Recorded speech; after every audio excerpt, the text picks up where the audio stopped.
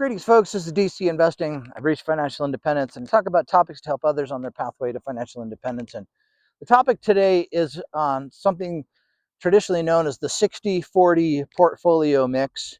And what this means is in retirement, a lot of folks do 60% of their portfolio in stocks and then 40% of their portfolio in bonds. And they assume that's the safest way to retire over the long term. And in the past, that has been the thing that has worked for a lot of folks. In fact, the famous 4% rule that Bill Bengen uh, worked out that says, if you just withdraw 4% of your funds from an account that's 60% stocks, 40% bonds, there's been no 30-year period where you would have run out of your money. You might run out on year 31 or 32, but no 30-year period would you have run out of money. And he did that across some really bad environments. But the problem to be aware of is that bonds are not what they once were, I don't believe. And the reason why is because we have some high inflation rates right now, and we also have some low bond interest rates. And so starting in the middle of the 1980s, the bond rates were really high during that time, and they've just slowly decreased in value over time. And so how a bond works is that for every decrease in the interest rate that the coupon pays, the price of the bond will appreciate by 10%. So if you bought a 30-year bond back in the 80s that was paying a 15% interest rate, the value of that coupon was really valuable over that 30-year period because you ended up getting paid, a huge amount over the cost that you end up putting in. And because inflation was so low during that time, you really made out well during that time. But in the year 2021, 2022, when the Fed raised interest rates, for every increase in yield that the Fed does, your bond funds, your long-term bond funds will drop by 10%. And so, let's say a retiree puts money in 20-year treasuries right now, they're getting what is like 4.8% of a yield on that fund, which, sounds good until, you realize that the reported inflation is closer to 3%, maybe 3.5% right now, but the real inflation rate is probably even higher than what the bond pays out. So if your bond only pays out 4.8% of a yield, but the inflation rate is 5%, well, slowly over time, you have less money to work with.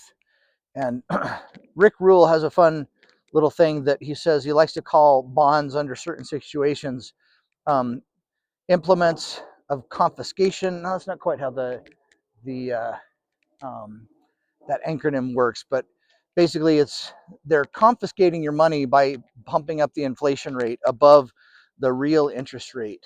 And so I think a lot of retirees kind of really need to look towards other things that can replace what used to be the safe bond um, income that they would get.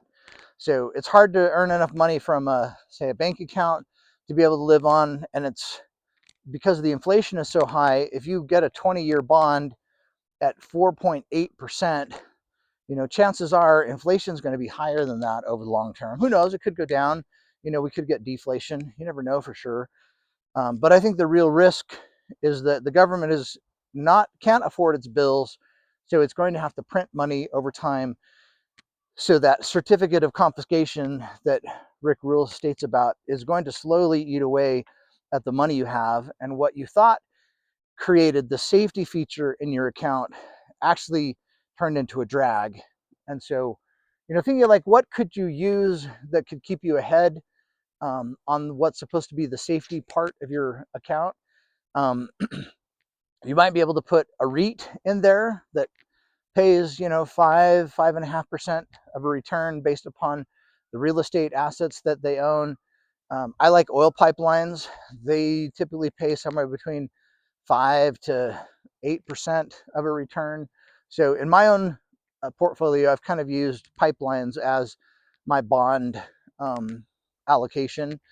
There's some BDCs that you might be able to put into there. I think a lot of them are in trouble with their private credit things right now. So maybe be careful or be wary on the BDCs. But who knows? They might be a good value because they're out of favor right now.